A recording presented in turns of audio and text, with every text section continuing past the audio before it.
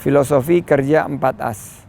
Kerja keras, kerja cerdas, kerja tuntas, dan kerja ikhlas. Saya yakin UMKM akan naik kelas jika mengadopsi etos kerja 4As tadi.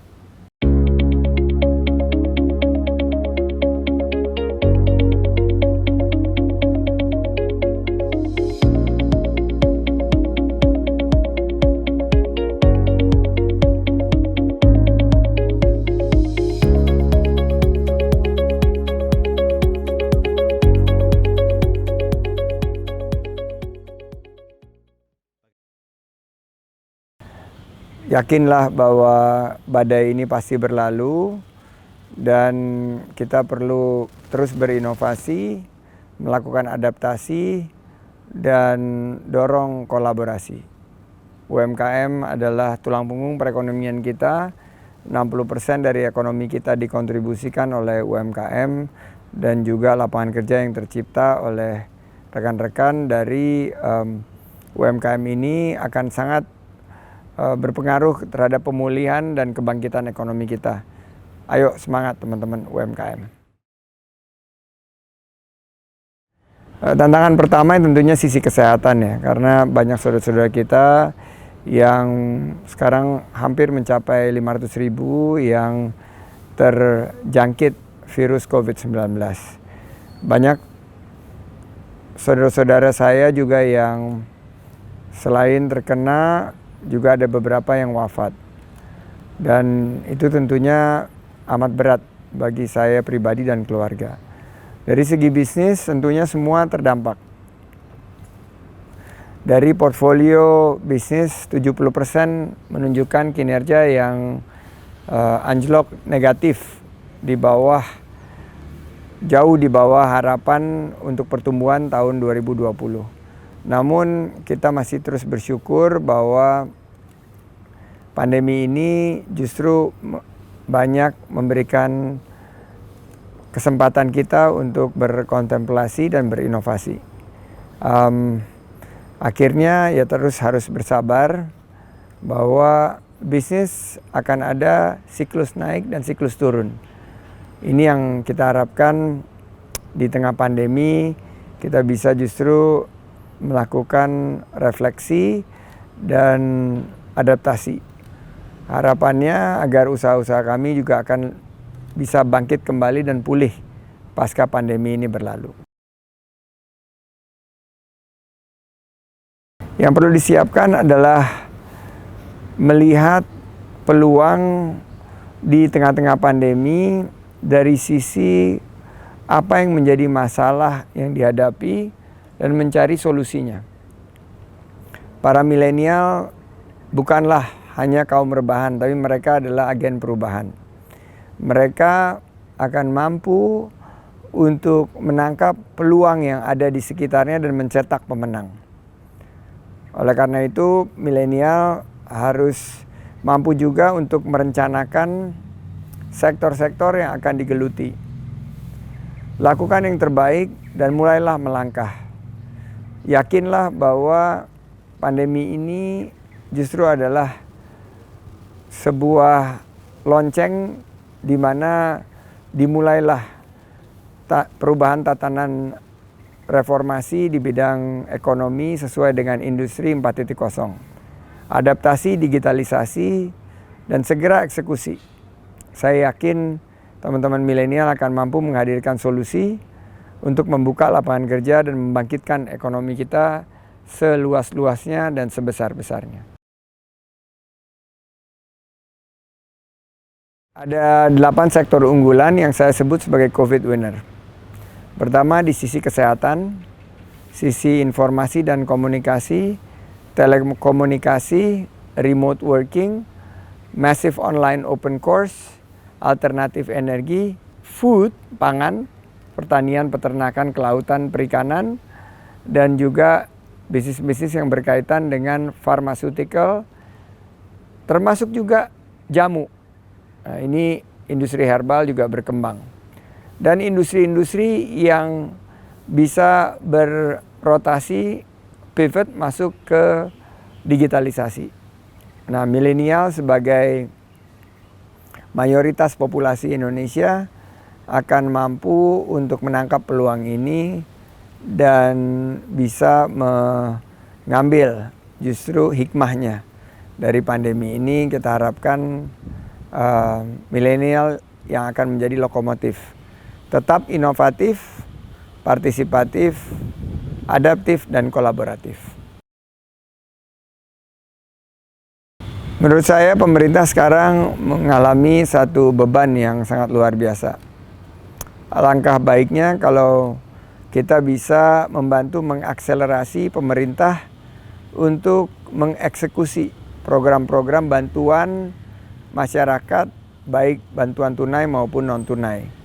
Dengan kemampuan masyarakat untuk bertahan, maka konsumsi akan bisa terjaga, daya beli akan segera pulih, dan jika konsumsi dan daya beli pulih, saya melihat peluang UMKM itu untuk berkembang. Dan sektor UMKM ini akan menjadi kembali lagi primadona daripada ekonomi kita. Dan saya juga mendorong agar pemerintah melalui perbankan dan melalui beberapa institusi keuangan lainnya menyediakan fasilitas dana segar untuk UMKM yang terdampak. Saya sebutnya sebagai KPERA, Kredit Pemulihan Ekonomi Rakyat. Ini bagian daripada ide yang aplikatif yang segera bisa langsung dieksekusi oleh pemerintah untuk membangkitkan ekonomi kita segera lebih cepat, secara lebih segera, dan secara luas dan terukur. Sekarang menjadi keniscayaan bahwa teknologi informasi, terutama media sosial, baik media yang berbasis mainstream maupun alternatif, menjadi kanal yang sangat strategis dalam membangun kemampuan kita menjangkau konsumen. Saya selalu melihat disrupsi-disrupsi inilah yang akan meningkatkan efisiensi kita untuk memasarkan produk. Namun jangan hanya berhenti di pemasaran dan penjualan. Kita juga harus menyentuh pembayaran melalui online, perencanaan melalui online, produksi kita asupkan digitalisasi di setiap lini produksi kita. Efisiensi kita tingkatkan jika kita bisa menekan persediaan yang harus kita bangun karena sekarang sistemnya sudah terintegrasi. Nah, saya melihat secara 360 derajat inilah ujung ke ujung end to end yang bisa kita dapatkan peningkatan dunia usaha kita dengan mengadopsi teknologi informasi dan digitalisasi.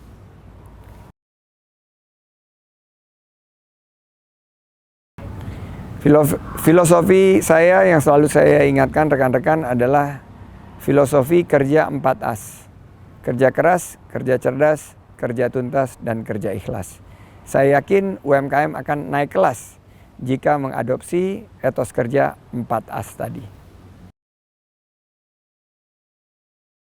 Saya ingin menciptakan lebih banyak lapangan kerja lagi. Waktu saya masih di dunia usaha, saya masih aktif sebagai seorang CEO, kami bisa menciptakan 30.000 lapangan kerja. Waktu saya bertugas di DKI, kami gagas program OKOC yang sudah membuka sekarang lebih dari 400.000 lapangan kerja baru. Inilah yang akan memicu satu motivasi bagi saya, dan saya sangat optimis menatap masa depan. Bersama dengan anak-anak muda, kita bergandengan tangan bahwa kita ciptakan peluang-peluang usaha, lapangan-lapangan kerja untuk bangkitnya ekonomi Indonesia dan pulihnya kehidupan berbangsa pasca pandemi COVID-19 ini.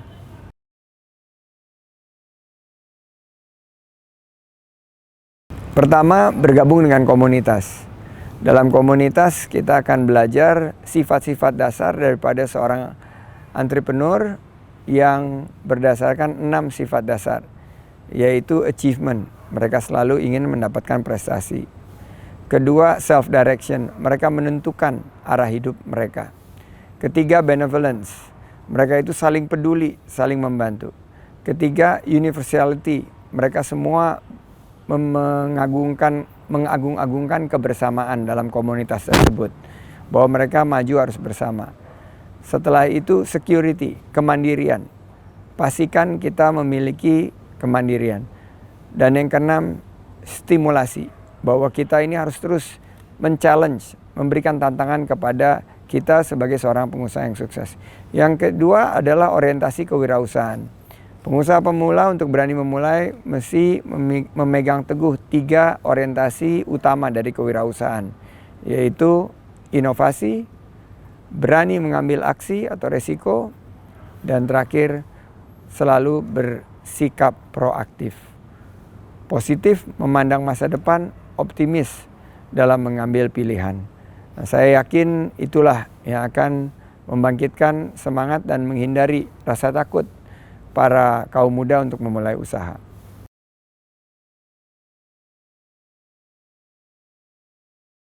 Saya sekarang fokus pada kontribusi dan berada di tengah-tengah masyarakat, terutama di tengah pandemi, di tengah-tengah melambatnya ekonomi.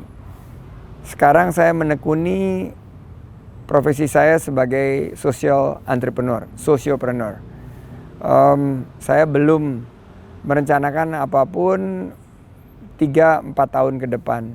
Sekarang yang ada di depan mata adalah bagaimana membantu saudara-saudara kita, masyarakat yang sedang mengalami beban yang begitu berat dikarenakan oleh pandemi dan melambatnya ekonomi.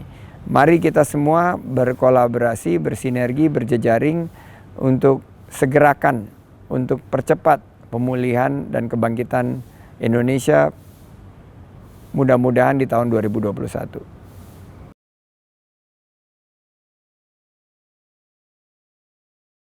Ya, tentunya kita harapkan dengan terpilihnya Presiden Joe Biden, ini akan mengurangi ketidakpastian.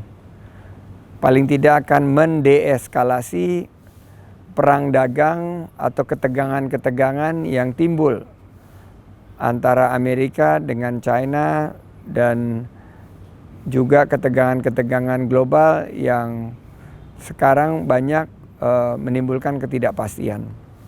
Dengan kita turunkan tensi, kita juga eliminir ketidakpastian, kita berharap hubungan perdagangan dan investasi antara Indonesia dan Amerika akan semakin meningkat. Kalau kita di tengah-tengah COVID-19 ini melakukan PSBB, kita dalam hubungan dagang dengan Amerika Serikat, kita harus mulai dengan DSBB, dialog ekonomi sosial berskala besar. Bagaimana kita tingkatkan skala ekonomi, investasi, dagang dengan secara masif dan luas untuk membuka peluang pulihnya ekonomi, terbukanya lapangan kerja, masuknya investasi, dan meningkatnya ekspor dari Indonesia menuju Amerika Serikat.